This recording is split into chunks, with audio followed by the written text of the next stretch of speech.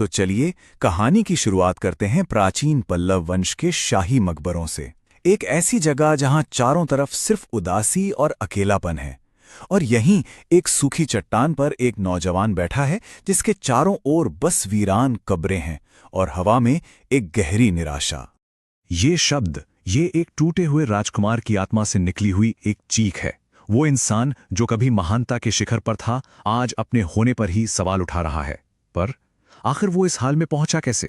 तो सवाल यही है कि एक राजकुमार इस वीरान और टूटी फूटी हालत में कैसे पहुंच गया। देखिए, उसकी गिरावट की कहानी सिर्फ एक हादसा नहीं है, बल्कि ये राजवंश के अंदर चल रहे सत्ता के खेल और जबरदस्त विश्वासघात का नतीजा है। जरा सोचिए, एक तरफ था सिंहासन का वो वारिस जिसके भविष्य में सिर्फ और सिर्फ वैभव और सम्मान था, और दूसरी तरफ आज एक ऐसा इंसान जिसे समाज ने भुला दिया है, जिसका ऊर्जा केंद्र मतलब एक योद्धा की शक्ति का जो मेन सोर्स होता है, उसे ही पूरी तरह से तबाह कर दिया गया। और ये सब कुछ एक सोची समझी साजिश का हिस्सा था। उसके सौतेले भाई ड्रैगन रॉय ने न सिर्फ उसकी मां को झूठे इल्जामों में फंसाकर मरवा दिया, बल्कि चुपके से आकाश के ऊर्जा केंद्र को भी खत्म कर दिया, ताकि वो कभी साधना कर ही ना सके और हमेशा हमेशा के लिए शक्तिहीन हो जाए। लेकिन जब ऐसा लगता है ना कि सारी उम्मीदें खत्म हो चुकी हैं, तभी किस्मत एक ऐसा मोड़ लेती है जो आकाश की जिंदगी की दिशा हमेशा के लिए बदल कर रख देती है। एक भयानक तूफान, आसमान से कड़कते हुई बिजली और एक 1000 साल पुराने मकबरे का पत्थर टूटकर बिखर जाता है। और जानते हैं क्या, उसी टूटे हुए पत्थर के अंदर से आकाश को कुछ ऐसा मिलता है जिसमें उसका मुकद्दर फिर से लिखने की ताकत थी। ये कोई मामूली ग्रंथ नहीं था, नहीं, ये थी अराजक सृष्टि विधि, एक खोई हुई, एक पौराणिक तकनीक जिसकी बदौलत पल्लव वंश की नींव रखी गई थी।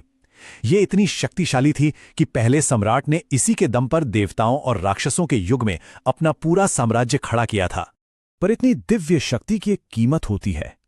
पहले सम्राट की आत्मा आकाश के सामने आती है और एक सौदा रखती है।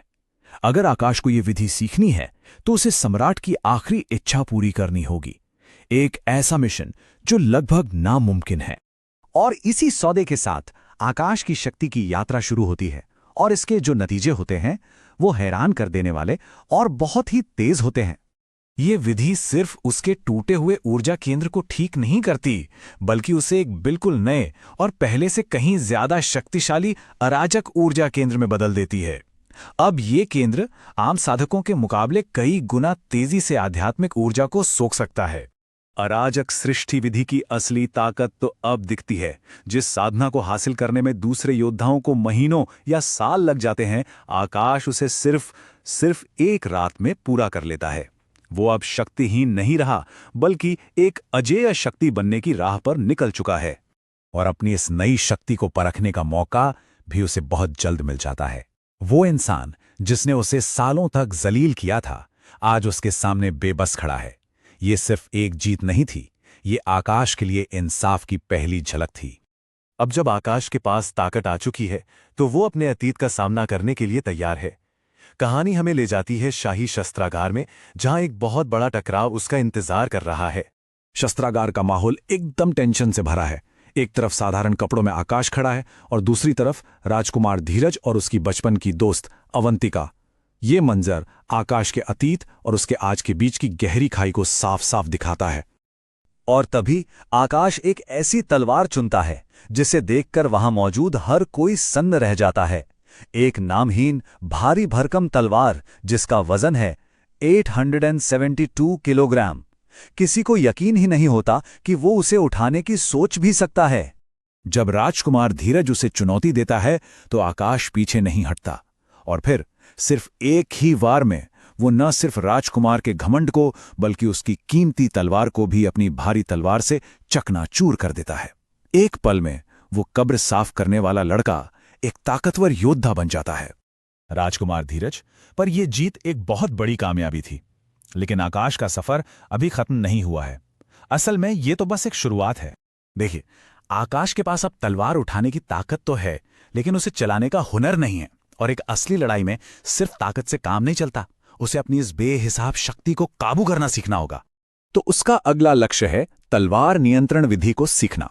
ये किसी किताब में नहीं लिखी, बल्कि एक चट्टान पर बने 3 अजीब से निशानों में छुपी है।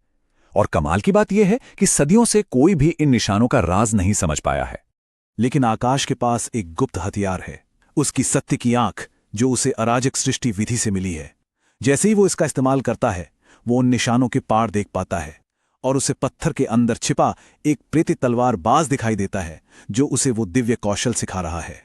तो आकाश ने शक्ति हासिल कर ली है, एक अजेय हथियार भी चुन लिया है और एक पौराणिक तकनीक भी सीख रहा है। लेकिन सवाल यह है कि क्या ये सब उसके शातिर सौतेले भाई ड्रैगन रॉय और पूरे राजवंश को चुनौती देने के लिए काफी होगा? उसका असली इम्तिहान तो अब शुरू हुआ है।